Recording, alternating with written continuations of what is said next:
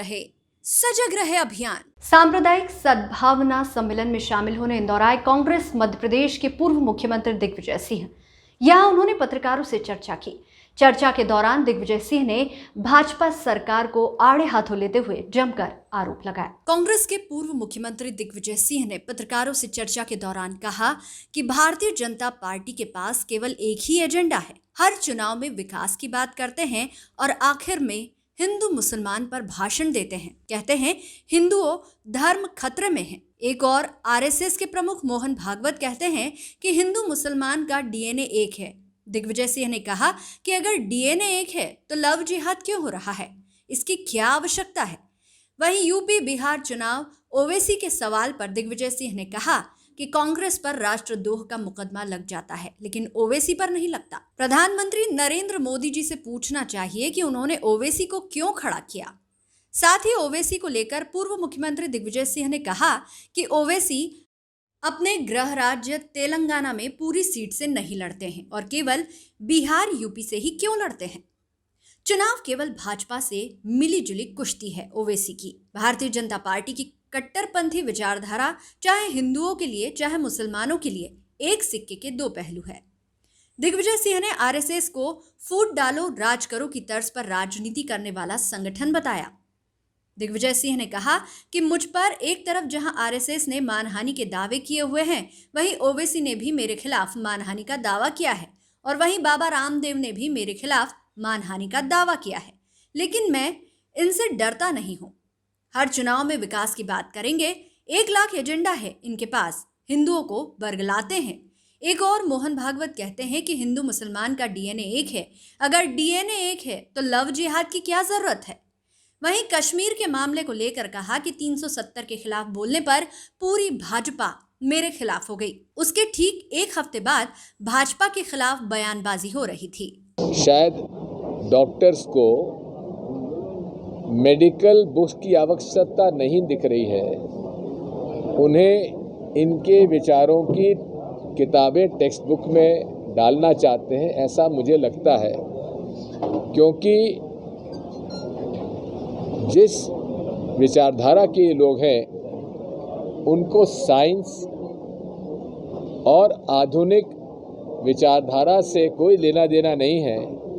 भारत को वो फिर से 18वीं और 17वीं उसमें सदी में ले जाना चाहते हैं। निश्चित तौर पर पैटर्न है।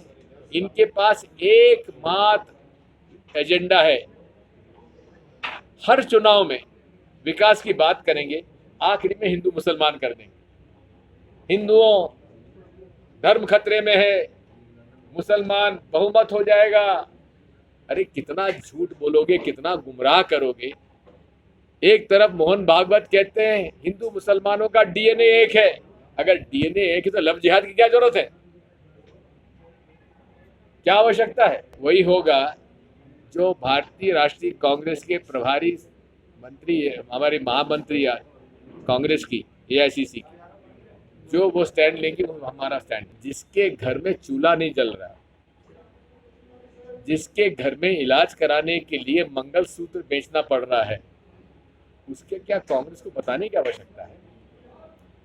हम लोग हमेशा से कहते आए, कोई नई बात नहीं है कि मोदी बनाम बर्बादी।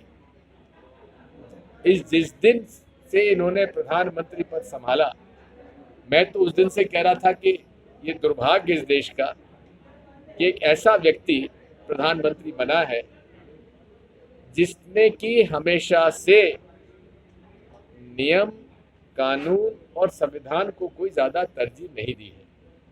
और जो मैंने कहा वही हुआ। नोटबंदी किसके लिए हुई,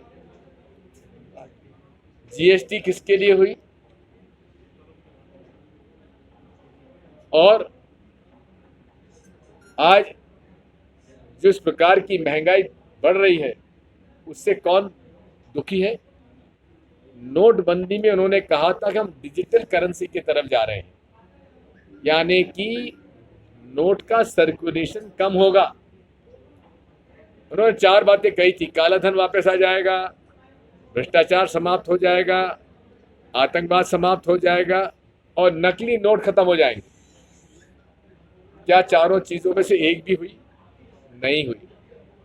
कहा था इतना काला धन आ जाएगा कि हर परिवार को 15-15 लाख रुपए दे देंगे, वो भी नहीं हुआ। और मैं बताना चाहता हूं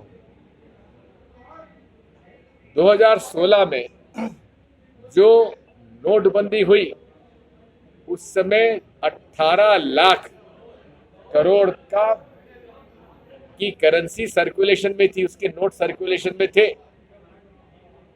अगर डिजिटल ट्रांजैक्शन बढ़ते तो करेंसी कम होती।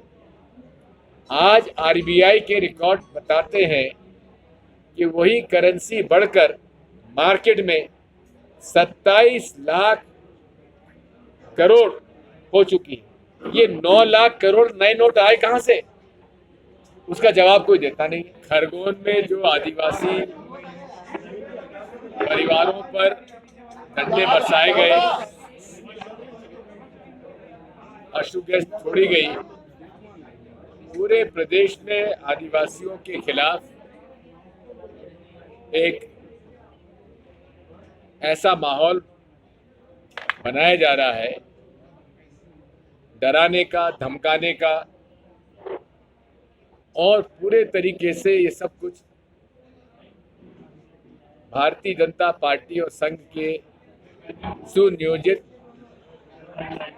योजना के अंतर्गत किया जा रहा है और हम इसका पूरा विरोध करते हैं। कश्मीर के मामले में मैंने जब कह दिया 370 के बारे में तो सारी भाजपा मेरे खिलाफ बयानबाजी करने लगी, और ठीक एक हफ्ते बाद जिन लोगों के खिलाफ बयानबाजी हो रही थी उन्हीं को बुलाकर नरेंद्र मोदी जी ने प्रधानमंत्री आवास में चाय क्यों पिलाई?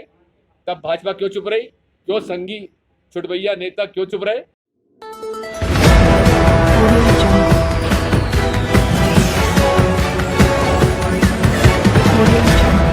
Detective group report. सतर्क रहे, सजग रहे अभियान।